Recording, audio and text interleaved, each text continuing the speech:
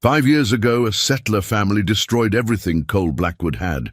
They burned his ranch, killed his loved ones, and left him with nothing but a thirst for revenge. Now, he's finally found them. Armed with his rifle and hardened by years of planning his vengeance, Cole rides toward their homestead in the Wyoming Territory. But what he finds there isn't what he expected. Two orphan girls, abandoned and alone, stand between him and his revenge. As he looks into their innocent eyes, he sees reflections of his own lost family. Can a man consumed by hatred learn to love again? Before we jump back in, tell us where you're tuning in from. And if this story touches you, make sure you're subscribed, because tomorrow I've saved something extra special for you. The leather-bound Bible lay in Cole's saddlebag, its edges blackened and brittle from the fire. Even now, 5 years later, the scent of smoke still clung to its pages. He'd found it in the ashes of his home, the gold leaf edges of its pages, melted and fused together, but the family record within somehow survived, a cruel reminder of everything he'd lost. Spring had just begun to touch the Wyoming Territory that year. Cole remembered the morning clearly, Sarah standing on their front porch, her honey-colored hair caught in the breeze, little Emma playing with her rag doll in the yard. Their small ranch wasn't much compared to some, but they'd built it together, him and Sarah, log by log, dream by dream. "Papa, look," Emma had called out that morning, showing him a cluster of wild crocuses she'd discovered poking through the last patches of snow. She was 6 then, all eyes and freckles, with her mother's gentle spirit and his stubborn determination. Cole had lifted her onto his shoulders, promising to help her plant a proper flower garden once the ground thawed completely. The Maxwell family arrived that same week. 4 wagons strong, they'd settled on the adjacent property, building their cabin near the creek that served as the property line. Cole had ridden out to welcome them, bringing Sarah's fresh-baked bread and offering to help them raise their barn. That's what neighbors did in Wyoming, helped each other survive the harsh realities of frontier life. "The creek rights are yours," Thomas Maxwell had said, extending his hand. "We saw the water markers you put down. We'll draw from further upstream." His words seemed sincere then, his handshake firm and honest. Cole had no reason to doubt him. They'd even shared meals together, their families gathering for Sunday suppers, where Sarah would read from the family Bible before serving her famous venison stew. But as summer approached and the creek began to run low, things changed. Cole noticed the Maxwells had moved their water draw downstream, past his markers. When he rode out to discuss it, the warmth was gone from Thomas's eyes. 2 hired guns lounged on the Maxwells' porch, making their presence known. "There must be some mistake," Thomas had said, his tone flat. "Our deed shows clear water rights to this entire stretch. Perhaps you misunderstood the property lines when you settled here." Cole had returned home that evening to find Sarah worried. She'd overheard rumors in town about the Maxwells, whispers of similar disputes in other territories. "Maybe we should sell," she'd suggested, running her fingers over the Bible's worn cover. "Find somewhere more peaceful to raise Emma." But Cole had refused. This was their land, their home. He'd followed all the proper channels, filed the right papers. The law was on their side. Besides, Emma's flower garden was just beginning to bloom. The territory marshal was 3 days' ride away. Cole had set out early one morning, carrying all their documentation. Sarah made him promise to be careful, to avoid confrontation. Emma had pressed her favorite hair ribbon into his hand. For luck. He'd tucked it into his shirt pocket right next to his heart. 2 days into his journey, the sky had turned an ominous red-orange. At first he thought it was just another Wyoming sunset, until he saw the thick column of smoke rising from the direction of his ranch. He'd ridden hard through the night, his horse nearly collapsing beneath him, but he was too late. The ranch was still burning when he arrived. The flowers Emma had so carefully planted were trampled, the garden reduced to mud and ash. He found Sarah's body near what remained of their front door. She'd been shot trying to flee the house. Emma, Cole's hands tightened on his reins, the memory still raw enough to make his breath catch. They never found Emma's body in the ashes. The Bible was the only thing that survived, protected by the heavy oak chest Sarah kept it in. The family record page still showed their names, written in Sarah's elegant hand: Cole Blackwood, married to Sarah Hayes, blessed with Emma Rose. Below, that space waited for the children they'd planned to have, the future they'd dreamed of building. Now, 5 years later, Cole traced the fire-damaged edges of the Bible with calloused fingers. He'd changed since that day, transformed from a man who'd wanted nothing more than to tend his ranch and love his family into something harder, darker. The Maxwell family had disappeared shortly after the fire, moving from territory to territory, but Cole had tracked them. Slowly, methodically, he'd followed their trail, building his reputation and honing his skills until the mere mention of his name caused men to check their guns and lock their doors. Finally, after 5 long years, he'd found them. Or at least he'd found their homestead. But instead of Thomas Maxwell and his hired guns, all that remained were 2 young girls, alone in a house too big for them. The discovery had stopped him, cold, his hand frozen over his gun belt as memories of Emma crashed over him like a wave. The sheriff's report was yellowed now, its edges worn from the countless times Cole had unfolded and reread it. The official account was brief, clinical. Ranch fire, 2 casualties, suspected arson. What the report didn't capture was the hell of that night, the memories that still woke him in the dark hours before dawn.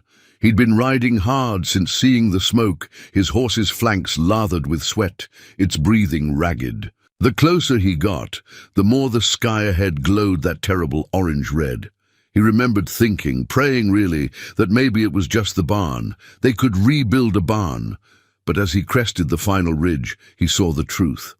Their home was an inferno. The heat hit him first, a wall of blistering air that made his horse rear and snort. Cole had jumped from the saddle before the animal fully steadied, his boots hitting the ground running. The air was thick with smoke and the acrid smell of burning timber. He'd screamed their names. Sarah! Emma! His voice lost in the roar of the flames. That's when he saw her. Sarah lay crumpled near the front steps, her nightdress stained dark. Cole reached her in 3 strides, gathered her into his arms. Her skin was still warm, but her eyes were fixed on the burning house, wide with the terror of her final moments. A single bullet wound marked her chest, just above her heart. Emma! His daughter's name tore from his throat as he gently laid Sarah down.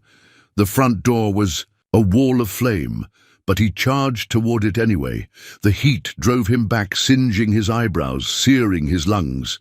He tried the back door, then a window, but the fire had claimed every entrance. Inside, he could hear the crash of falling timbers, the hungry roar of flames consuming everything he loved. Sheriff Matthews arrived an hour later, leading a group of men from town.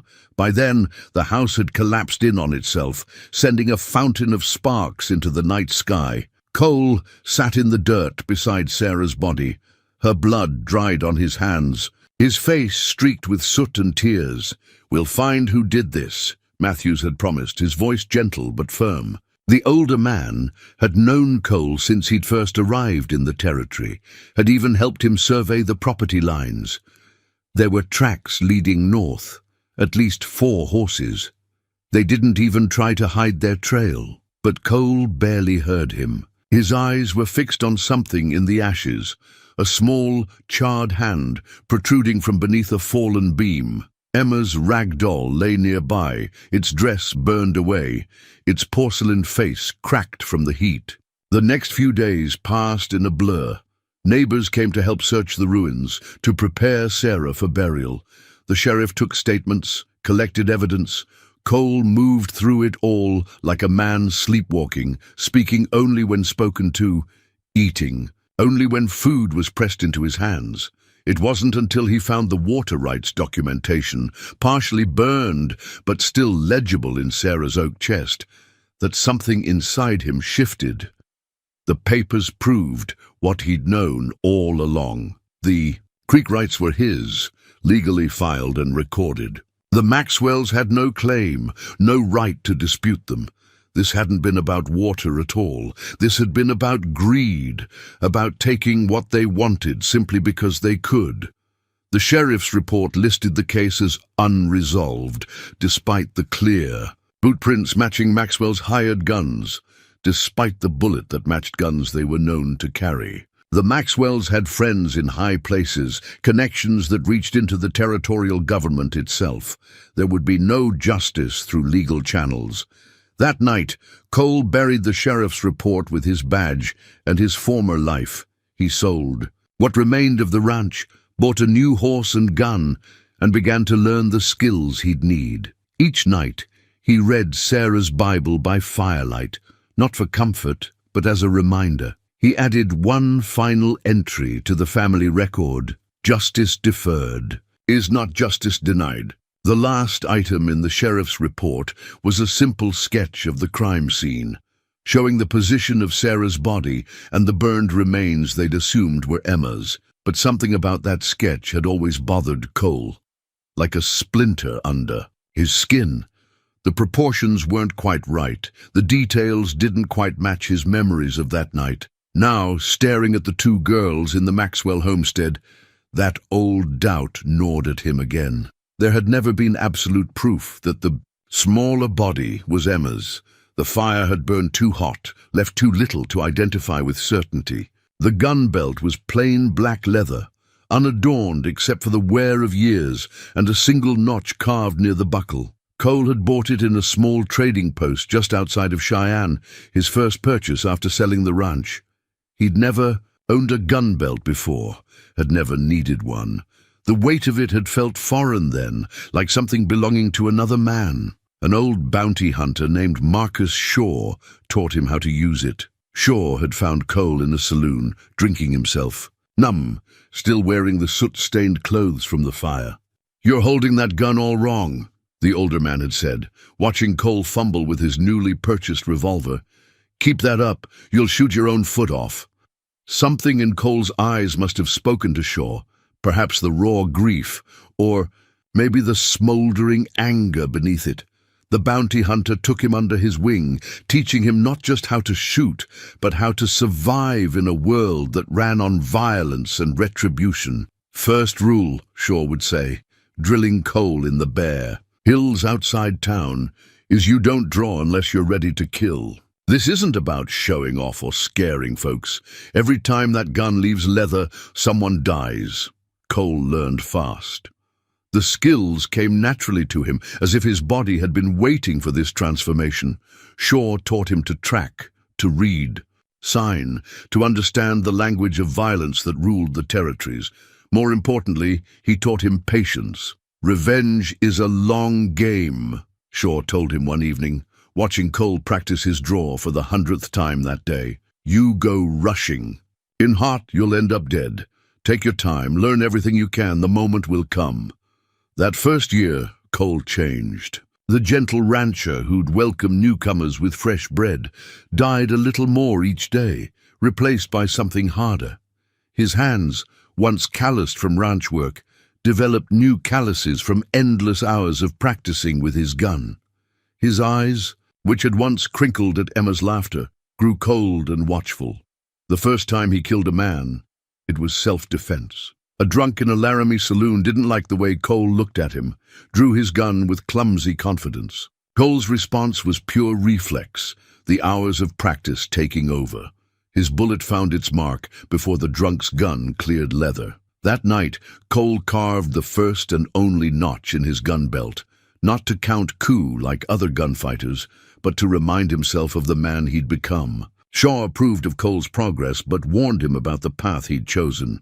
"Getting good with a gun is like making a deal with the devil," he'd said.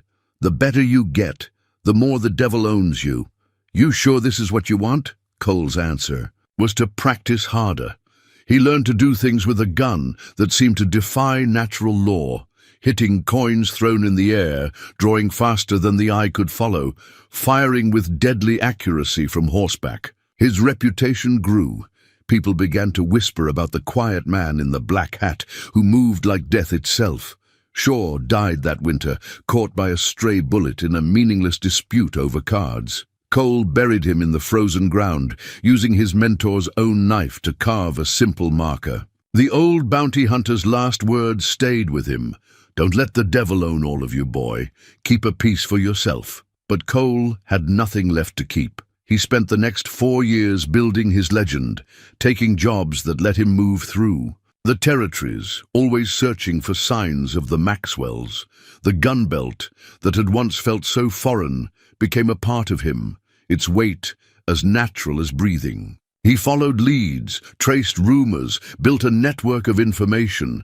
His name became both a weapon and a shield. Most men would rather talk than face him. The few who tried to test his reputation learned why people spoke of him in whispers. Now, watching the two girls through his rifle scope, Cole touched the single notch in his gun belt. That first killing had marked the beginning of his transformation. These girls, with their innocent eyes and defenseless stance, marked its end. One way or another, everything would change after today. The trail map was more scar than paper now, creased and worn from countless foldings. Cole had started it 5 years ago, marking the Maxwell's movements in careful ink strokes. Each line represented a piece of information bought with threats, or bullets, each X a place they'd stayed. The marks spread across the territories like a spider's web, all leading to this moment.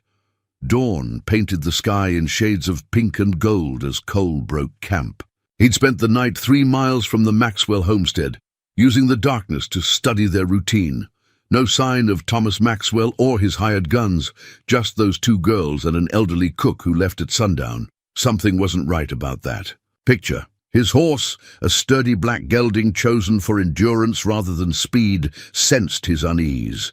The animal's ears flicked back and forth, nostrils testing the wind. Cole had learned to trust those instincts. Animals could smell trouble before it showed itself. The map showed the Maxwell's pattern clear enough. They'd move into an area, cause trouble, then disappear just ahead of the law. 5 territories in 5 years, leaving behind a trail of broken promises and disputed claims. But this place was different. They'd bought it proper, paid full price according to the land office records. Cole rode slowly, following the creek that had once marked his property line. The water ran clear and strong here, fat with spring melt. A family could build a good life around a creek like this. He'd thought that once, back when hope came easier than breathing. His hand strayed to the map in his saddlebag. The last entry showed a curious thing: money withdrawn from banks across 3 territories, all flowing toward this place. The Maxwells were gathering resources, but for what? People like them didn't change their nature, didn't suddenly decide to play things straight. The homestead came into view, morning light catching on whitewashed walls. Someone had planted flowers along the front path, purple wildflowers that reminded him too much of Emma's garden. One of the girls was out front, the younger one hanging. Laundry on a rope strung between 2 posts. She couldn't have been more than 7, about Emma's age, when Cole pushed the thought away. He'd watched them for 3 days now, learning their habits. The older girl, maybe 12, kept house and did the cooking.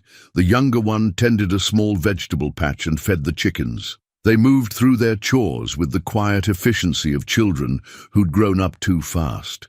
No sign of parents, no sign of Thomas Maxwell or his men. Just 2 girls, alone in a house too big for them, living on the money that showed up regular as clockwork in a lockbox by the front gate. Cole had watched the stagecoach driver deliver it yesterday, had seen the older girl sign for it with practiced care. The map had other markings too, notes in the margins that told a larger story. Reports of Maxwell's wife dying 2 years back, rumors of him losing heavy at cards, taking loans from men you didn't want to owe. The pieces were there, but they formed a picture Cole wasn't sure he wanted to see. His horse stopped at the creek's edge, lowering its head to drink. Cole pulled out the map one last time, studying the inked lines that had guided him here. 5 years of his life, traced on this single sheet of paper. all his hate and hurt distilled into carefully marked routes and dates. The younger girl had noticed him now. She stood frozen by the laundry line, a wet sheet clutched in her small hands. Something in her stance, the way she held herself still as a spooked deer, spoke of someone used to disappointment, used to people leaving. Cole thought of Shaw's words about revenge being a long game. He'd played it patient, played it smart, followed every rule his mentor taught him. But Shaw had never said what to do when the enemy you'd spent years hunting turned out to be nothing but smoke, leaving behind something far more complicated than revenge. The map suddenly felt heavy in his hands, weighted with all the miles and memories it represented. Ahead, the girl still hadn't moved, watching him with eyes too old for her face. Behind her, the older sister had appeared in the doorway. One hand hidden in the folds of her skirt, probably holding a gun she was too young to know how to use properly. Cole carefully refolded the map and tucked it away. 5 years of planning had led him here, but nothing in all those careful ink lines had prepared him for this moment. The newspaper clippings rustled in his saddlebag like dry leaves. Cole had collected them over the years, each yellowed scrap telling part of his story. Mysterious gunman leaves 3 dead in Deadwood. Black Hat Rider delivers frontier justice. Devil's Shadow claims another victim. The papers painted him as something more than human, or maybe something less. Dismounting at the creek's edge, Cole kept his movements slow and deliberate. No need to frighten the girls more than his presence already had. The younger one still hadn't moved from the laundry line, her knuckles white around the wet sheet. The older sister's hand remained hidden in her skirt, and Cole could picture the revolver she was gripping, probably their father's piece, too big for her small hands. "Your father around?" Cole asked, his voice rough from disuse. He already knew the answer, but sometimes questions were really just a way of offering peace. "He'll be back soon," the older girl lied, chin raised in defiance. Her stance was all wrong for the gun she was holding, but her eyes held steady. "He doesn't like strangers." Cole nodded, remembering another headline. Maxwell Gang Dissolves. Leaders. Whereabouts unknown. The story had been brief, tucked away on page 6 of a Kansas paper. Thomas Maxwell, once the scourge of 3 territories, had vanished into thin air, leaving behind a string of debts and broken promises. "Name's Cole," he said, hooking his thumbs in his belt, carefully away from his gun. "Just passing through, looking for water and rest." Another lie to match hers. 5 years of hunting a man could teach you the value of patience, of approaching truth from angles. The younger girl moved then, ducking behind her sister. Through the gap in the doorway, Cole caught glimpses of a well-kept house, worn but clean, with a pair of small boots by the door and schoolbooks on the table. Not the home of a man on the run, but of children trying to hold on to something normal. One of the newspaper clippings had mentioned Maxwell's wife, dead from fever 2 years back. Another spoke of gambling debts, of money owed to men who collected with blood. The pieces were there, forming a picture Cole had been too focused on revenge to see clearly. "You can water your horse," the older girl said finally, her voice steadier than her hidden hand. "But then you should move on. We don't have anything worth taking." The words hit Cole like a physical blow. Is that what he'd become? The kind of man children assumed would rob them? The newspapers in his saddlebag whispered their answers. Ruthless gunman shows no mercy. Black Hat's vengeance claims 2 more. He led his horse to the creek, every movement measured and calm. The water reflected his image, the black hat, the gun belt, the hard eyes of a man who'd spent 5 years becoming death's shadow. But behind him, reflected in the same water, were 2 girls whose lives had been shaped by the same loss that drove him. The younger one had crept forward again, curiosity warring with caution. Something about her reminded him of Emma, not just her age, but the way she held herself, ready to dart away at the first sign of trouble. What would Emma think of the man her father had become? "You 2 have names?" he asked, still facing the creek. Sometimes it was easier for people to talk to your back than your eyes. A pause, then the older girl spoke. I'm Sarah. This is Mary. The names weren't Maxwell. Cole knew every member of that family from his research. These girls were something else, something that didn't fit the story he'd been writing in blood for 5 years. Another headline flashed in his memory. Frontier. Justice or cold-blooded murder? The article had questioned his methods, suggested he'd become no better than the men he hunted. He'd burned that clipping, but the words remained, carved into his conscience like the notch on his gun belt. The sun climbed higher, burning away the morning mist.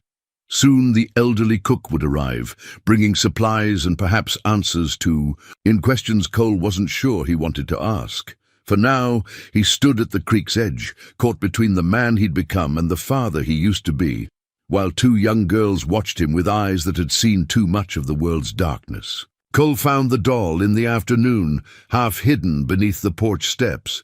It was a simple thing, cloth body, yarn hair, button eyes sewn on with careful stitches, but it was the dress that stopped his heart. Faded blue cotton, dotted with tiny, white flowers, exactly like the one Emma's doll had worn.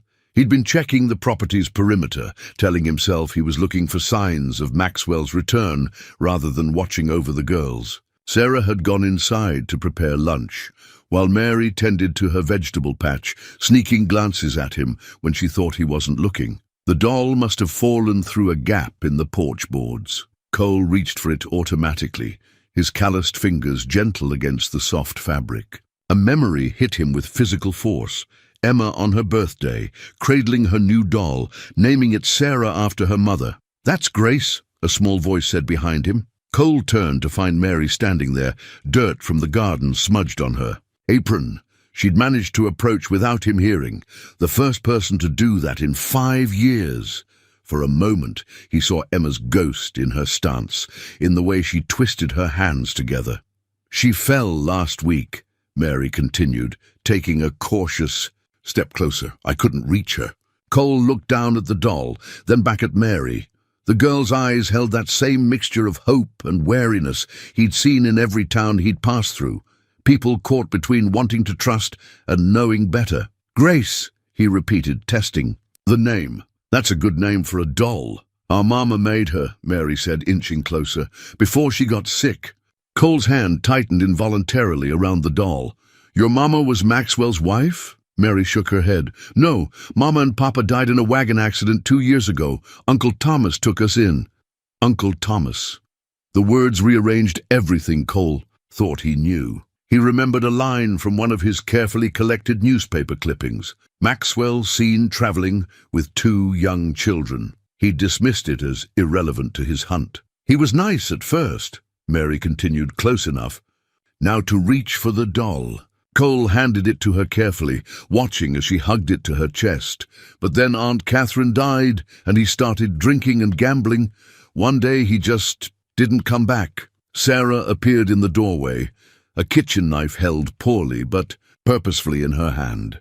Mary, she called, her voice sharp with warning. But Mary seemed to have decided to trust him, with the simple clarity children sometimes showed. Grace helps me be brave, she said, smoothing the doll's dress. Mama said that's what grace means, finding strength when you're scared. Cole felt the weight of his gun belt, the pressure of 5 years' worth of hatred and revenge. He thought of Emma's doll in the ashes, of Sarah's Bible with its promises of grace and redemption. Your uncle, he said, keeping his voice neutral. He send you money? Take care of you? Sarah moved onto the porch, still gripping the knife. Every month like clockwork.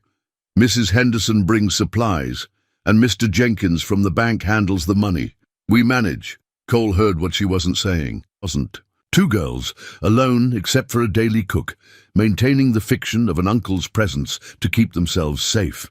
Living on money that Thomas Maxwell probably owed to men who wouldn't care about leaving 2 children orphaned again. Mary held the doll up to him.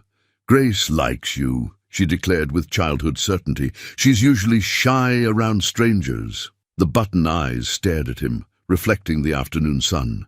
Cole remembered Emma saying similar things, attributing feelings and thoughts to her toys with absolute conviction. He'd smiled then, amused by her imagination. Now the memory felt like a knife between his ribs. "Mary," Sarah called again, softer this time. "Lunch is ready." Cole stepped back, needing distance from the doll's accusing eyes, from Mary's innocent trust, from the echoes of his own lost daughter in every movement these girls made. "You could eat with us," Mary offered, clutching Grace to her chest. Sarah made stew. "There's plenty." Before Cole could respond, a horse's hooves thundered in the distance. Sarah stiffened, and Mary's face went pale. They knew that sound wasn't Mrs. Henderson's wagon or Mr. Jenkins' buggy. Cole's hand moved to his gun, old instincts taking over. "Inside," he said quietly, "both of you, now." As the girls hurried into the house, Cole caught one last glimpse of the doll's button eyes glinting in the sun. 5 years of pursuing vengeance had led him here to this moment, to a choice between the man he'd become and the father he used to be. Night settled over the homestead like a heavy blanket, stars pricking through the darkness, one by one. Cole sat on the porch, his journal open on his knee. He'd started keeping it after Sarah died, a way to talk to her when the silence got too heavy. Tonight's entry was different from the others, filled with anger and revenge. The riders turned out to be nothing, just cowboys moving cattle, taking the wrong trail. But seeing those girls' faces, the fear in their eyes, something changed in me, Sarah. For 5 years I've been hunting the man who took you from me. Now I find his nieces, abandoned just like our Emma was alone that night. Mary looks so much like her sometimes, it hurts to breathe. He paused, pen hovering over paper. Inside, the girls slept. Sarah in a chair by the door, that kitchen knife still close at hand, Mary curled up in her bed with Grace, the doll held tight. They'd offered him supper, simple fare of beans and cornbread, served with the careful manners of children trying to act grown. They're surviving just barely. The older one, Sarah, she has your name, though I doubt Maxwell thought of that when he took them in.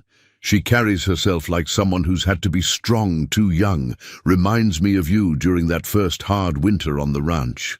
The little one, Mary, she has Emma's way of looking at the world, seeing hope in broken things. Through the window, he could see the girls' shadows cast by lamplight. Sarah had finally succumbed to sleep, her head tilted at an awkward angle.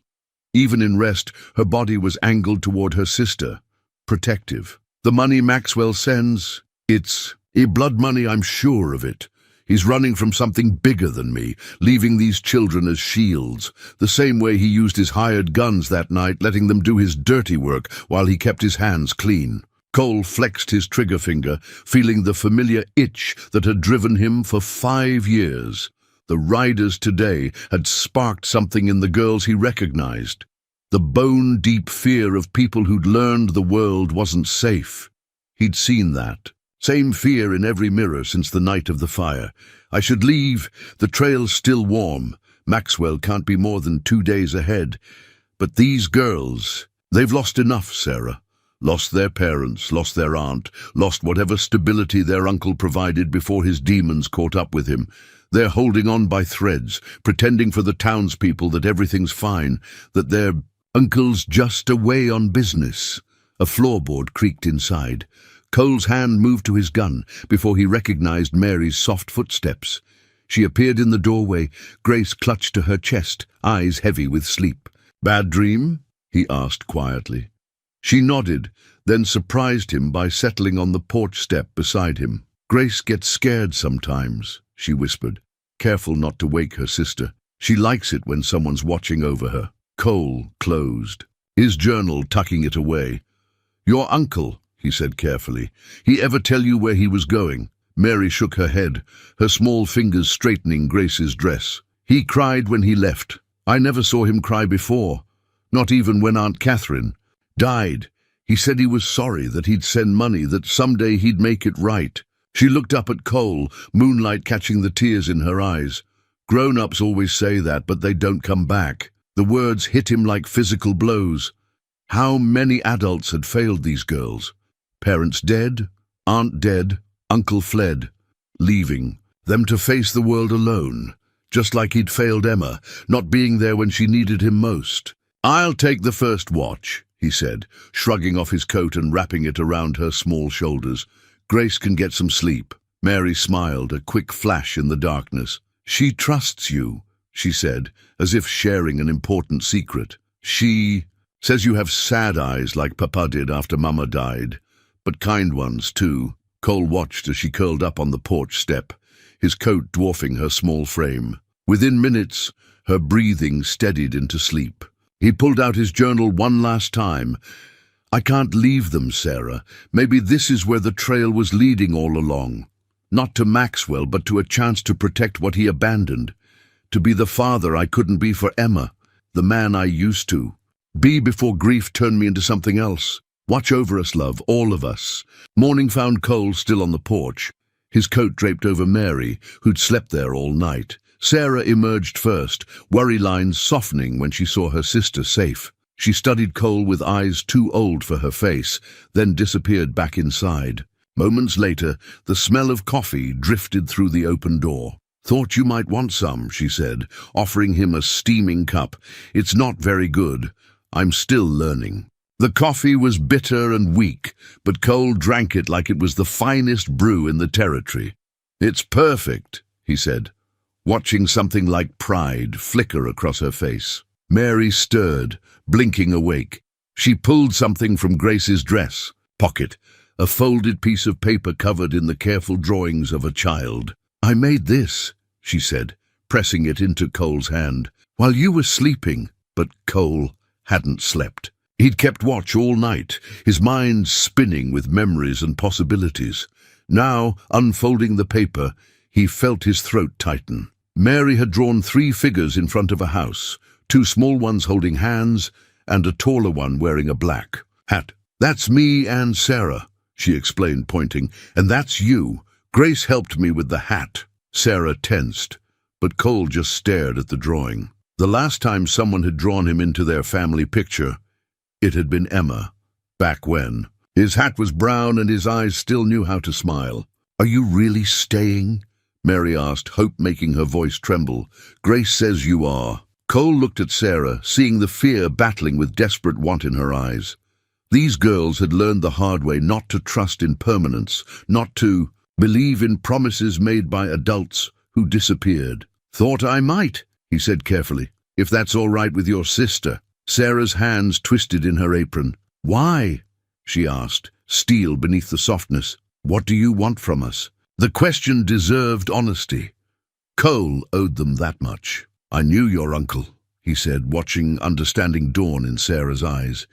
"Been looking for him a long time. To hurt him." Mary's small voice quavered. Cole looked at the drawing again, at the simple trust shown in those crayon lines. "That was the plan," he admitted.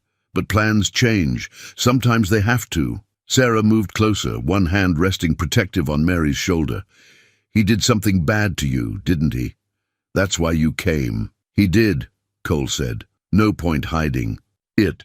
But that's between him and me. Doesn't have anything to do with you two." "Everything has to do with us," Sarah said, suddenly sounding every bit her 12 years. "We're all that's left. If you're staying to hurt him through us—" "I'm staying to protect you," Cole interrupted, surprising himself with the truth of it. "Your uncle's in trouble. Deep trouble, from what I can piece together. When it finds him, it might come looking here first." Mary clutched Grace tighter. "Bad men. Maybe," Cole said gently, "but they'd have to get through me first." Sarah studied him, weighing his words against her experience of adults who failed them. "You were a father once," she said. "Not a question." Cole nodded, his hand creasing the drawing slightly. "Had a daughter.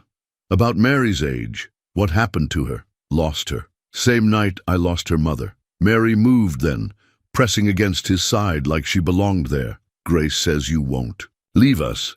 She promises." Cole felt something crack inside his chest, like ice breaking up on a spring river. He looked at the drawing again. 3 figures in front of a house, a family sketched in crayon and hope.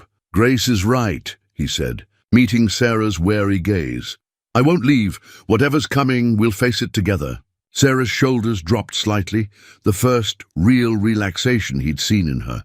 The coffee will get cold, she said, turning toward the house. But she left the door open behind her. An invitation. Cole carefully folded the drawing and tucked it into his shirt pocket, right next to his heart, where Emma's hair ribbon had once rested. Sometimes he realized revenge wasn't about making others pay. Sometimes it was about refusing to let the past steal any more futures. The letter arrived with Mrs. Henderson, the elderly cook who brought supplies each day. Cole watched from the barn as she handed it to Sarah, noting how the woman's usually cheerful face had gone pale. The envelope bore no return address, just a black cross drawn in the corner. He waited until Mrs. Henderson left before approaching the house. Sarah stood on the porch, the letter trembling in her hands. "It's for Uncle Thomas," she said, but made no move to open it. Cole gently took the envelope, feeling its weight, more than just paper inside. "Mind if I take a look?" Sarah nodded, wrapping her arms around herself. Inside, Cole found a playing card, the ace of spades, edges charred, and a note written in careful, educated script. "Time's up, Maxwell. The money you've been sending these precious nieces of yours barely covers the interest. 3 days. Bring the full amount, or we'll collect it our own way. Children fetch a good price in certain markets." Cole's hands tightened on the paper, crumpling its edges. He'd seen threats like this before, back when he'd been hunting Maxwell. The man had borrowed heavy from the Kingston gang, notorious for their creativity in collecting debts. "Sarah," he called softly, "how long have these been coming?" "Third. When?" she whispered. "Started last week. I didn't want to scare Mary." "Does Mrs. Henderson know what's in them?" Sarah shook her head. "But she knows something's wrong. She offered to let us stay with her in town, but—" She trailed off, looking at the house her parents had died to give them. "This is all we have left." From inside, they heard Mary singing to her doll, innocent and unaware. The sound hit Cole like a physical blow, reminding him of Emma's voice on that last morning. "Pack some bags," he said, tucking the letter into his coat. "Just in case, but you're not going anywhere." His voice hardened. "And neither are they." He spent the afternoon preparing. First, walking the property's perimeter, noting approaches and blind spots. The house sat well, with good views in most directions. Previous owners had built it smart, with gun ports disguised as decorative gaps in the walls.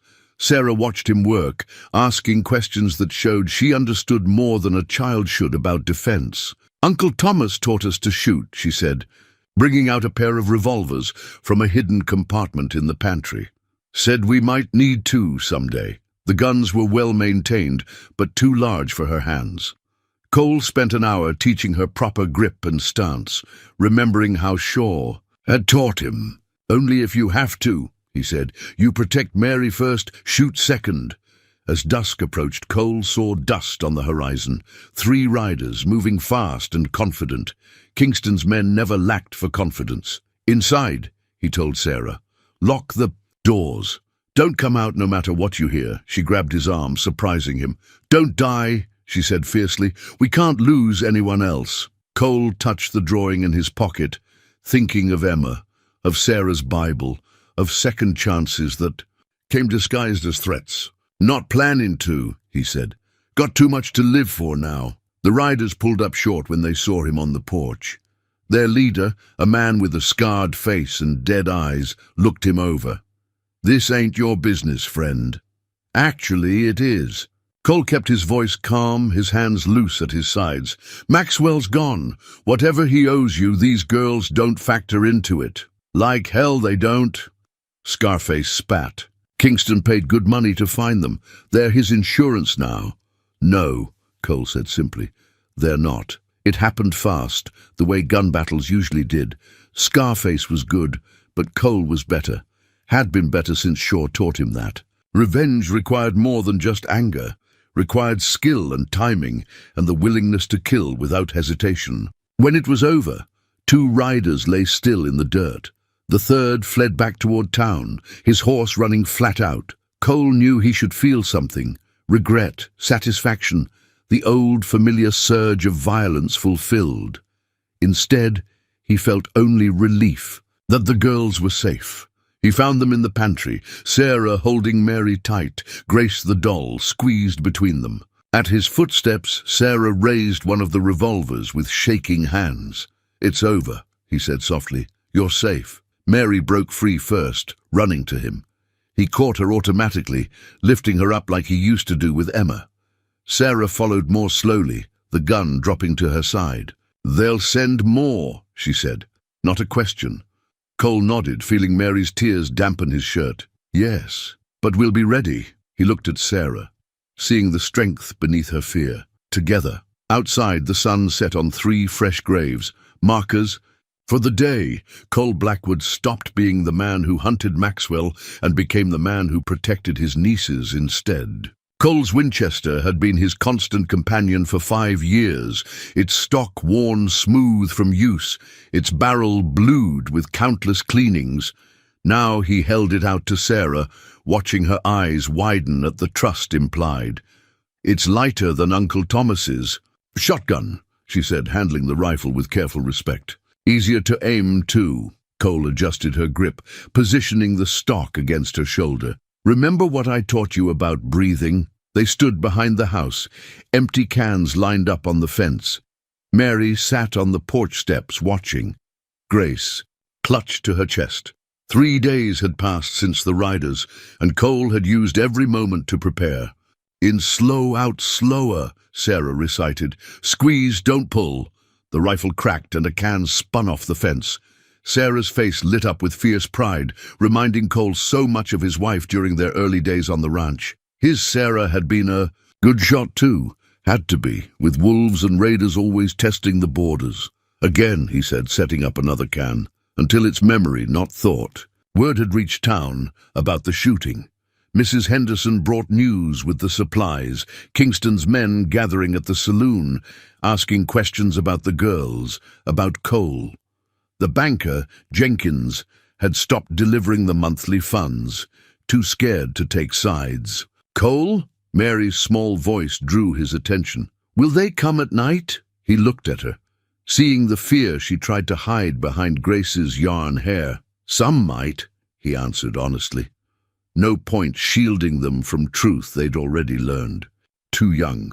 That's why we're getting ready. They'd spent the previous day fortifying the house, boarding windows, stockpiling supplies, creating escape routes. Sarah had shown him the hidden spaces their uncle had built, paths under the floorboards and through the walls. Maxwell might have been a bastard, but he'd planned for trouble. "Like this?"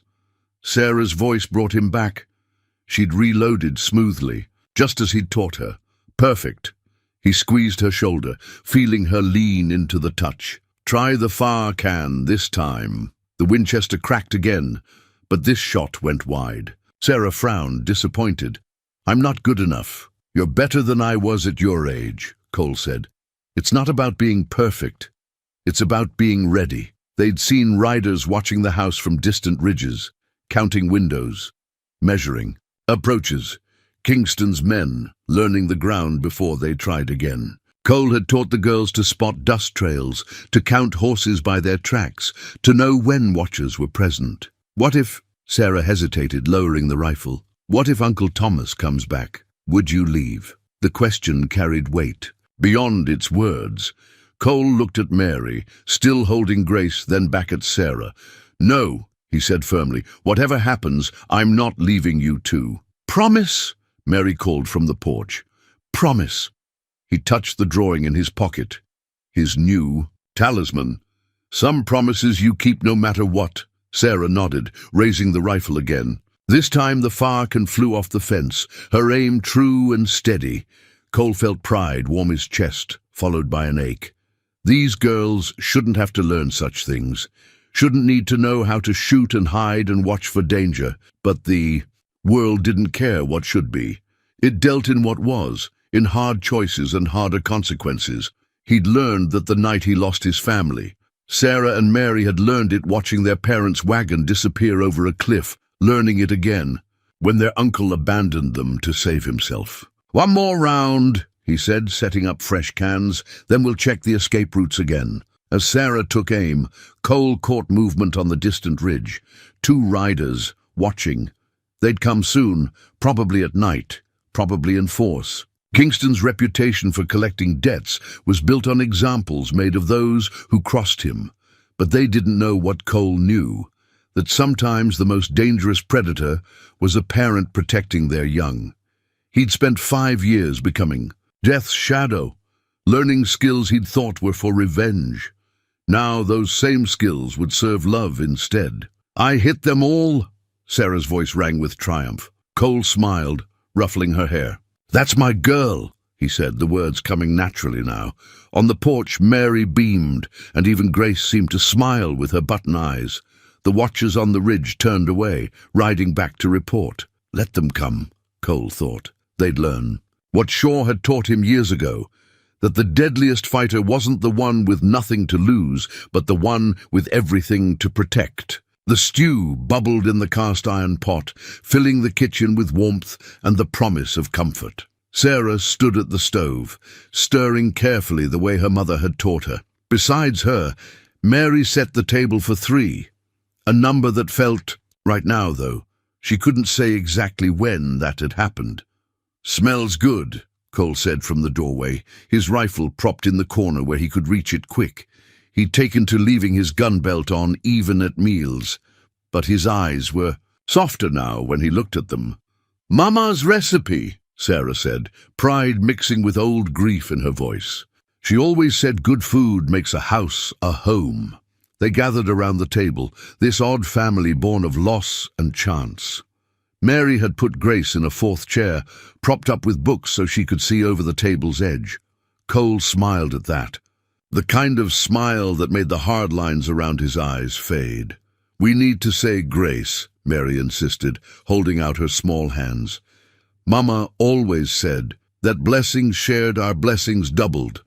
Sarah finished, taking her sister's hand. She reached for Cole's calloused one, completing the circle. Cole's throat worked for a moment before he spoke. "Been a while since I said grace," he admitted. "My Sarah, she used to lead it." "You can say it like she did," Mary encouraged, squeezing his hand. "Grace says it's good to remember." Cole closed his eyes, and when he spoke, his voice carried years of stored-up prayers. "Lord, thank you for this food, for the hands that prepared it, and for the love that shares it. Watch over us and keep us safe through whatever comes. Amen." "Amen," the girls echoed, and for a moment the kitchen felt full of all their missing people. Cole's Sarah and Emma, the girls' parents, even the aunt they'd lost too soon. They ate, slowly, savoring both food and company. Sarah had made dumplings like her mother used to, and Cole praised them so sincerely she blushed with pleasure. Mary told stories about Grace's adventures during the day, making them all laugh despite the tension that had filled the house since the riders came. "Tell us about your Emma," Mary said suddenly, making Cole's spoon pause halfway to his mouth. "Was she like me?" Sarah started to shush her sister, but Cole shook his head. "It's all right." He set his spoon down carefully. "She was a lot like you, actually. Same age, same way of seeing good in things. She had a doll, too, named Sarah after her mama. Like Grace is named after our mama," Mary said, understanding dawning in her eyes. "Did she like to draw, too, all the time? Covered every spare paper we had with pictures of horses and flowers." Cole smiled at the memory. "She was just starting to learn her letters when—" He stopped, but the girls knew how that sentence ended. They were too familiar with unfinished stories. "We could put her picture up," Sarah suggested softly, "next to Mama and Papa's, so she's not forgotten." Cole reached into his shirt pocket and pulled out 2 things, Mary's drawing and a small daguerreotype he always carried. The photograph showed a woman with kind eyes holding a laughing girl with wild curls. "My Sarah and Emma," he said, passing it carefully to them. "Taken just a month before." Mary studied the image intently. "She looks happy," she said finally, "like she knew she was loved." "She was," Cole's voice roughened. "Every day of her life she knew that." Like us, Mary said with a child's simple certainty. We know, too. Cole looked at them then, really looked at them. These two girls who'd walked into the space Emma's. Death had left, and somehow made it feel like healing instead of betrayal. Yes, he said, you do. Sarah began clearing the dishes, but she paused to squeeze Cole's shoulder as she passed. The gesture was small, but spoke volumes. Trust given and received. Family found instead of made. Outside, the sun was setting, painting the sky in colors Emma had loved to draw. Somewhere out there, Kingston's men were planning, watching, waiting. But in here, in this warm kitchen with its shared meal and shared love, Cole finally understood what Shaw had meant about keeping part of himself from the devil. He'd kept his heart, though he hadn't known it until two girls with old souls and Grace's button eyes showed him where to look. The letter fell from between the pages of an old ledger Sarah had been showing him, Maxwell's record of debts and payments. It was written on expensive paper, the kind used by banks and lawyers, dated just days before the fire that had destroyed Cole's ranch. "What's that?" Sarah asked, seeing how still Cole had gone. His hands shook as he unfolded it. The letterhead belonged to Kingston's banking and loan, the same outfit now threatening the girls, but it was the signature at the bottom that stopped. His heart, Thomas Maxwell's name, followed by his wife Catherine's. "Dear Mr. Kingston," Cole read aloud, his voice growing hoarser with each word. "We cannot in good conscience proceed with your plan. While we understand the profit to be made from the water rights, we will not be party to violence against the Blackwood family. Their claim is legal and just. More importantly, they have a young child. We were wrong to consider this scheme, and we withdraw completely. The money you advanced is enclosed in full." Uncle Thomas wrote that. Sarah moved closer, peering at the letter. "About your family?" Cole nodded, memories rearranging themselves like pieces of a broken mirror, finally showing a true reflection. "Kingston wanted my water rights. Must have approached Maxwell about helping him get them." His voice roughened. "But your uncle backed out, tried to stop it. Then why?" Sarah stopped, understanding dawning in her eyes. "Kingston did it anyway, and blamed Uncle Thomas, making sure I'd hunt the wrong man." Cole's laugh held no humor. 5 years chasing Maxwell while Kingston walked free. Mary appeared in the doorway. Grace clutched to her chest. "Is that why the bad men are coming? Because of what happened to your family?" Cole looked at the letter again, seeing the rest. Of the story written between its lines, "Kingston's been playing a long game. Used me to chase Maxwell away from his own kin, then moved in to collect on the debts he forced your uncle to take on. To get to us," Sarah said quietly, "because we're all Uncle Thomas has left." The truth of it hit Cole like a physical blow. He'd been so blind, so focused on revenge, that he hadn't seen the larger pattern.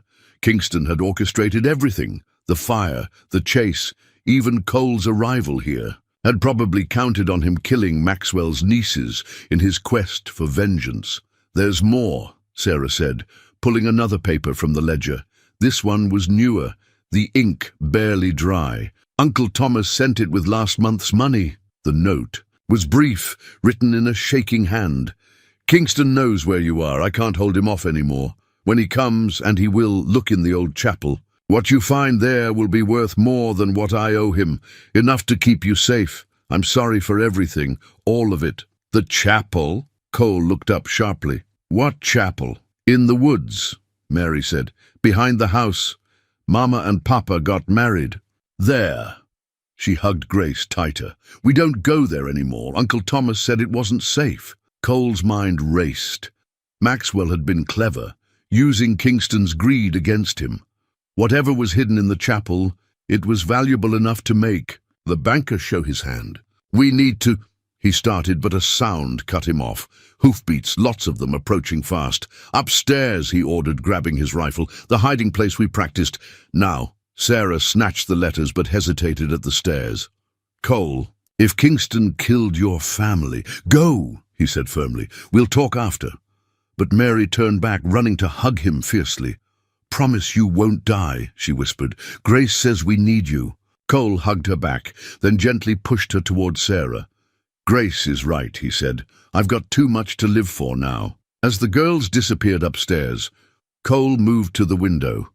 At least 8 riders approaching, Kingston himself in the lead. The banker was a tall man, with a politician's smile and eyes like empty wells. Cole touched the letters in his pocket, feeling the weight of truth they carried. 5 years of hatred redirected in an instant, from Maxwell to the man who'd really destroyed his family.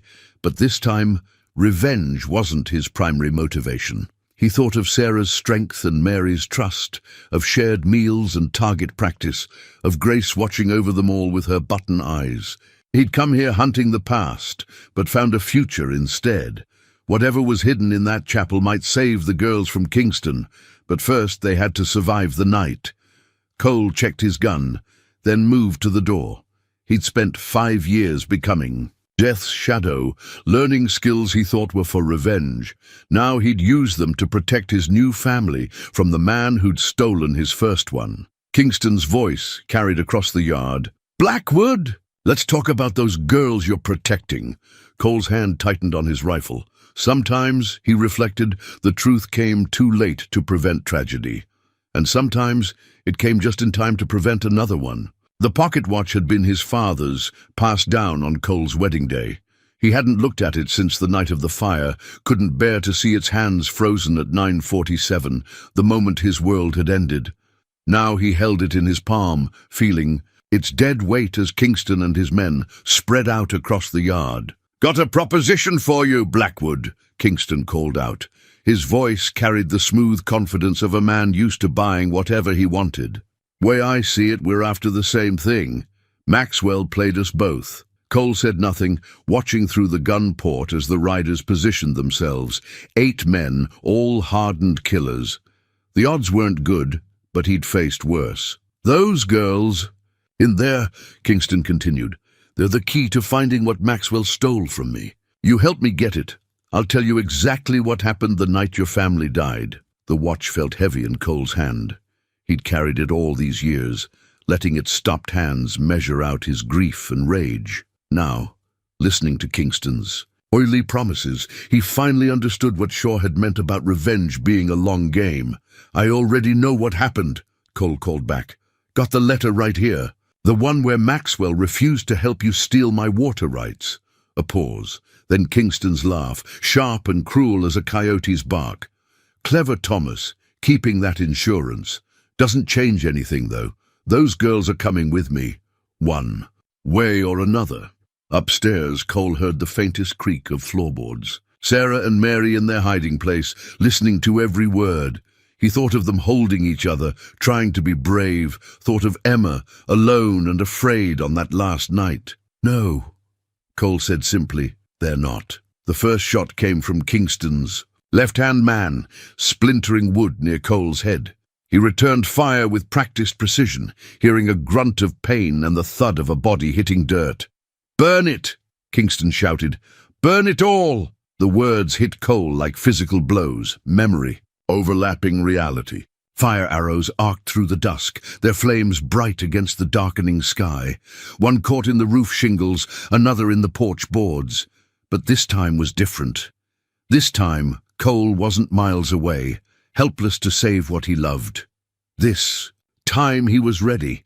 The first man to rush the porch took Cole's bullet in the chest. The second made it 3 steps further before falling. Through the gun smoke, Cole saw Kingston retreating behind his horse, shouting orders as flames began to spread. "Cole!" Sarah's voice, tight with fear. "The back roof's catching!" He'd taught them what to do, drilled them until the escape route was memory. But now, with flames licking up the walls and bullets splintering wood around them, Cole knew he had one chance to make this right. The watch in his hand ticked once, suddenly and impossibly, as if time itself was holding its breath. "Sarah!" he called up. "Get to the chapel, whatever's there, find it!" "What about you?" "I'll hold them here. Give you time." He fired again, dropping another of Kingston's men. "Go now!" He heard them moving, following the hidden path they'd practiced. Kingston's men were spreading out, trying to circle the house. Soon they'd see the girls running for the trees, unless he gave them something else to shoot at. Cole touched the watch one last time, then set it on the windowsill. Its single tick had been enough, a reminder that time didn't stop with tragedy, that love was stronger than revenge. He burst through the front door firing, drawing their attention. Bullets whined past him as he dove for cover behind a water trough. Kingston's voice rose above the gunfire. "Get him!" Through the flames and smoke, Cole saw two small figures dart from the back of the house toward the tree line. His heart swelled with fierce pride. They ran just as he taught them, low and fast, using cover. A bullet found his shoulder, spinning him against the trough. Another creased his ribs, but he kept firing, kept their eyes on him until Sarah and Mary vanished into the darkness. On the windowsill, the old watch finally fell, its crystal shattering on the porch boards. Cole smiled through the pain. Some things had to break before they could start ticking again. Kingston's voice carried across the yard. "After those girls, don't let them reach the chapel." Cole pushed himself up, ignoring the blood soaking his shirt. He'd spent 5 years learning to be Death's shadow. Time to show Kingston's men what that really meant. The bandana had been white once, a gift from Mary, who'd found it in Sarah's sewing box. Now it was stained crimson where Cole had pressed it against his shoulder, the blood making dark patterns like a map of all the choices that had led him here. He moved through the burning night like a ghost, using skills Shaw had taught him. 3 of Kingston's men lay dead or dying. The others had split up, 2 following the girls, 3 trying to flank Cole's position. Kingston himself had vanished toward the chapel, no doubt guessing what Maxwell had hidden there. The fire painted everything in shades of orange and black, casting twisted shadows across the yard. Cole touched the blood-soaked bandana, using the pain to sharpen his focus. He could hear Mary's voice in his head. "Promise you won't die." A twig snapped to his left. Cole fired without looking, rewarded by a grunt of pain and the sound of someone stumbling. Shaw's first lesson. In the dark, trust your ears more than your eyes. "Give it up, Blackwood," one of Kingston's men called. "Boss just wants the girls. You can walk away." Cole's answer was a bullet that silenced the voice forever. 5 years of rage and skill channeled into each shot, but this time directed at the real authors of his pain. He worked his way toward the chapel, following the path Sarah and Mary would have taken. The old building rose ahead, its weathered cross stark against the fire-lit sky. A shot rang out, the bullet splintering bark. Near Cole's head, "Found the girls, boss." A voice called from inside the chapel. "Got something else too, some kind of strongbox." Cole's heart clenched. He pictured Sarah and Mary cornered in the chapel, frightened but brave. Thought of Emma, trapped by flames with nowhere to run. The bandana in his hand seemed to pulse with his racing heartbeat. "Bring them out," Kingston's voice held triumph. "Let Blackwood watch this time." This time. The words confirmed what Cole had always suspected. Kingston had been there the night his family died, watching as his men burned Cole's world to ashes. The chapel door opened. Sarah came first, pushing Mary behind her. Kingston followed, a cocked revolver pressed to Sarah's head. 2 of his men flanked them, one holding a metal strongbox. "Should have seen your face that night," Kingston called to Cole. "Riding in all desperate, too late to save them. Almost felt sorry for you. Almost." Cole stepped into the open, letting them see him. His gun hand was steady, but even he couldn't take them all before Kingston could pull the trigger. "Let them go," he said quietly. "Whatever Maxwell took, it's yours. Just let the girls walk away." Kingston laughed. "Still don't understand, do you? This was never about money. It's about power. About taking what you want and making sure everyone knows the cost of defying you. Like you took my family? Your wife tried to run," Kingston said, smiling at the pain in Cole's eyes. "The girl called for you. Right up until the smoke." The shot took Kingston in the shoulder, making him stagger, but it didn't come from Cole's gun. Sarah had moved the instant Kingston started talking, twisting away while drawing the revolver Cole had taught her to. a hide in her skirt. Everything happened at once. Mary broke free, running toward Cole. Kingston's remaining men raised their weapons. The strongbox hit the ground, springing open to reveal papers and banknotes. Cole's world narrowed to single instants, each as clear as the blood on his bandana. Sarah, her form perfect as she fired again. Mary reaching him, pressing her face into his side. Kingston's men, caught between protecting their boss and grabbing the scattered money. His own bullets, finding homes in throats and hearts. When it ended, Kingston lay bleeding in the chapel doorway, reaching for his fallen gun. Sarah stood over him, shaking but determined, Cole's lessons evident in her stance. "You're under my gun now," she said, using Cole's own words from their practice sessions. "Don't move." Cole gathered Mary closer, feeling her trembling against him. "You did good," he whispered. "Both of you did so good." "Cole?" Mary's voice quavered. "Grace says it's over now. Really over." He looked at Kingston, seeing not the monster who'd haunted his dreams, but just a man, greedy and cruel and now powerless. The bandana slipped from his fingers, its blood-drawn patterns fading into the dark. "Yeah," he said softly. "Grace is." "Right, it's over." Sarah kept her gun trained on Kingston as Cole bound him with his own belt. They could hear horses approaching, townspeople drawn by the fire and gunshots.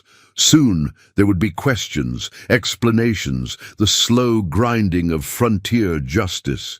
But for now, Cole held his girls close, feeling their hearts beat against him. The bandana lay forgotten in the dirt, its stains no longer a map of vengeance, but a marker for the night. Cole Blackwood chose love over hatred, and found his heart could hold both past and future without breaking. The photographer set up his camera in front of the rebuilt porch, adjusting the lens, while Sarah smoothed Mary's dress for the 10th time. Cole watched them fuss, remembering another family photo taken long ago. But this time, instead of grief, the memory brought a gentle ache of healing. "Grace needs to be in it too," Mary insisted, clutching her doll. The photographer smiled, used to the strange requests of children. Cole just nodded. Grace had earned her place in this family portrait. 3 weeks had passed since the night of fire and revelation. Kingston sat in the territorial prison, his confession filling pages of court documents. The story had spread quickly. How Cole Blackwood, the notorious gunman, had turned protector instead of destroyer. How 2 young girls had helped bring a banking empire of corruption crashing down. "Everyone ready?" The photographer ducked under his black cloth. "Stand still now." Cole felt Mary's small hand slip into his, Sarah moving closer on his other side. His wounds were healing well. The doctor said he'd been lucky. But the real healing had happened in moments like this, in shared meals and quiet evenings, in the gradual transformation of a house into a home. "Found something yesterday," Sarah said after the photographer left. She pulled a creased envelope from her apron pocket. "In Uncle Thomas's strongbox, under all those bank documents." Cole recognized his wife's handwriting on the envelope, his heart skipping. Inside was a letter dated the morning of the fire, never delivered. "My dearest Cole, Emma misses you terribly. She's made you a new drawing, says it's for luck, to help with your meeting with the marshal. I've been thinking about what you said, about standing our ground. You're right, of course. This is our home. But more than that, it's where we're raising our daughter to be strong and true, like her father. All my love, Sarah." Mary leaned against him as he read, somehow knowing he needed the comfort. The new family photograph would sit on the mantel beside the old one, not replacing those memories, but adding to them, proving that love could grow even from ashes. "Uncle Thomas wrote too," Sarah said quietly. "Before everything, said he was sorry for being a coward, for running instead of facing what he'd done. The bank papers proved Kingston's crimes, but this," she touched the letter from Cole's Sarah, "this proved something more important." Cole carefully folded his wife's last letter. "What's that?" "That good people can lose their way, Sarah. said wisdom beyond her years in her voice. But they can find it again too. The afternoon sun painted the porch in shades of gold, reminding Cole of another porch, another life. But this time there was no bitterness in the memory. His Sarah would have loved these girls, would have seen how they'd helped heal the broken places in him. Medri had been setting the table inside, 3 plates, with Grace propped in the 4th chair as always. Now she called out, "Cole! Sarah! Supper's ready!" They ate together, as they had every night since the shooting. The town had rallied around them, helping rebuild the fire damage, bringing food and supplies. Mrs. Henderson still came daily, but now she stayed for meals sometimes, her weathered face softening at the sight of their growing family. "Garda, letter from the bank today," Cole said as they finished eating. "The territories seized Kingston's assets. They're offering compensation to his victims." He paused, watching their faces. "Enough to buy a proper ranch, if that's something you girls might want." Sarah's eyes widened. "You mean stay here? All of us?" "If you'll have me," Cole said softly. "Proper paperwork and all. Make it legal." Mary launched herself at him, nearly knocking over her chair. "Grace says yes. She says yes for all of us." Sarah moved more slowly, but her hug was just as fierce. Cole held them both, feeling the last pieces of his heart click back into place. Tomorrow, they'd go into town, file the adoption papers he'd been carrying for a week, build something permanent from all their broken pieces. The new family photograph would show the transformation, not just in the obvious ways, the smiles and clasped hands, but in the subtle ones. The way Sarah stood straighter, confidence replacing fear, the joy in Mary's eyes as she held Grace. And in Cole's face, the hard lines of the gunman softening into something closer to the father he'd once been, something closer to the father he was becoming again. The deed lay on the kitchen table, its fresh ink gleaming in the morning light. Blackwood Ranch, it read, and below that 3 names, Cole's, Sarah's and Mary's, a family written in legal script, made official by more than just paper and ink. "It's really ours?" Mary pressed her finger to her name, careful not to smudge the still-drying ink. Grace sat propped in her lap, overseeing the moment with her button eyes. "Every acre," Cole confirmed. The compensation from Kingston seized. Assets had been more than generous. Enough to buy the best ranch in the territory. 2,000 acres of prime grazing land, with a creek that ran strong all year round. Though we'll have to work hard to make it prosper. Sarah traced the property lines on the attached map. The ranch stretched from the old chapel, now restored as a quiet place for remembering, all the way to the woods, where they'd found a family of deer living undisturbed. Somewhere in between they'd build their future. "I've been thinking," she said, that new confidence steady in her voice. "We could raise horses, not just cattle. There's good money in training them for the cavalry." Cole smiled, remembering how quickly she'd taken to riding. She had a natural way with horses, gentle but firm, much like how she'd learned to be with Mary. "Sounds like you've got plans." "Mary's good with the foals," Sarah continued, "and you know everything about running a ranch. We could make something special here."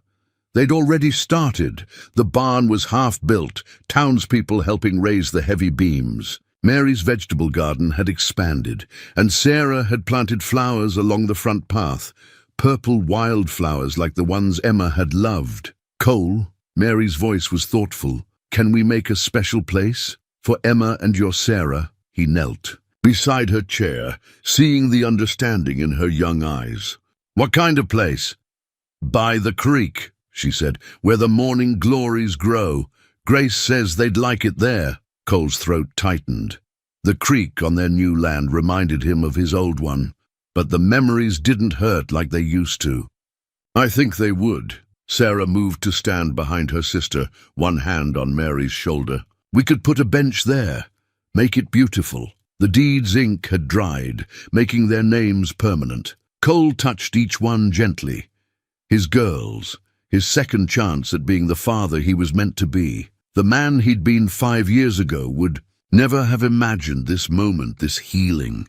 "Got something else too," he said, reaching into his coat. The papers were worn, carried close to his heart for weeks. "If you're sure about wanting my name for real." Sarah took the adoption papers with trembling hands. Mary crowded close to see. Grace clutched tight. They read together, these girls, who'd survived so much, loss and abandonment, fear and violence, only to find family in the most unexpected place. "It means no one can ever take you away," Cole explained softly. "Means you're mine, proper and legal, if that's what you want." Mary launched herself at him, as she'd taken to doing when words weren't enough. Sarah moved more carefully, but her hug was just as fierce. They held each other, this family built from broken pieces and second chances. "Does this mean I can call you Pa?" Mary whispered against his shirt. Cole's heart swelled. "If you like." "What about me?" Sarah asked, trying to sound grown up but not quite managing it. "I'm 12 now, almost 13. You can call me whatever feels right," Cole said, holding them both closer. "Got all the time in the world to figure it out." Through the window, they could see the ranch spreading out before them. Pastures, waiting for horses, fields ready for planting, all of it full of promise. The morning sun caught the creek's surface, making it glitter like Emma's laugh used to. Mary set Grace on the table, positioning her carefully near the deed. "Grace says we should have a celebration, a proper family one." "Think that can be arranged," Cole said. The town had become part of their healing too, embracing these two girls who'd helped bring down Kingston's empire of corruption. Mrs. Henderson had already promised to bake a special cake. Sarah picked up the pen, her hand steady as she signed the adoption papers. Mary followed, her signature careful and proud. Cole signed last, making it official, not just a ranch deed, but a family deed, a promise written in ink and sealed with love. "Pa," Mary said, testing the word, "Grace wants to know if she can help name the horses when they come." Cole laughed, the sound free and easy now. "Reckon she's earned that right." "We all have." 1 year to the day since Cole had ridden in seeking revenge, the family Bible lay open on the kitchen table. Its leather cover had been carefully restored, the fire-damaged edges mended with patient care. Inside, the family record page held both old memories and new beginnings. Sarah's steady hand had copied the original entries above. Cole Blackwood, married to Sarah Hayes, blessed with Emma Rose. Below that, she'd added their own names, Sarah and Mary Blackwood. Adopted with love by Cole, spring of 1876. And beside it, in Mary's careful script, Grace, beloved by all. "Pa!" Mary's voice carried from outside. "The morning glories are blooming!" Cole looked up from the Bible, watching through the window as his younger daughter tended the flowers they'd planted by the memorial bench. The creek caught the morning light, peaceful now, its waters nurturing new growth instead of carrying old pain. Sarah rode in from checking the horses, her skill with them growing daily. At 13, she was becoming the woman she'd always had the strength to be. The cavalry had already purchased 3 of their trained mounts, with contracts for more. "Town's getting ready for the celebration," she said, hanging up her hat. "Mrs. Henderson's baking enough pies to feed half the territory." The 1-year anniversary of Kingston's arrest had become something of a holiday in these parts, not just for justice served, but for the way it had transformed their community. The bank operated honest now, helping folks instead of breaking them. "Grace wants to wear her new dress," Mary announced, coming in with dirt on her knees and joy in her eyes. "The one with the blue flowers like in the picture." Cole smiled, knowing which picture she meant. The old daguerreotype of his first Sarah and Emma sat on the mantel beside their new family photograph, not competing, just completing, teaching them all that hearts could expand to hold both grief and joy. "Think that can be arranged," he said, watching Sarah help her sister clean up. Their bond had grown stronger over the year, protected by the safety Cole provided.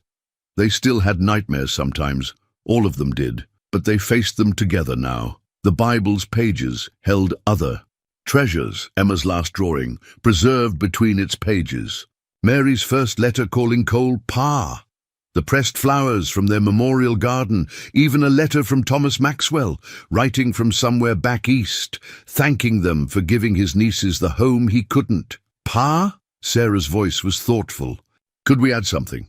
To the family record. Cole nodded, dipping the pen in ink. Sarah wrote carefully, "On this day, we celebrate 1 year as a family, born from loss, but strengthened by love. The past is honored, the present is cherished, and the future is bright with promise." Mary added her own line below, her letters carefully formed. Grace says love makes a family, and she is never wrong about important things. Outside, their ranch stretched peaceful and prosperous.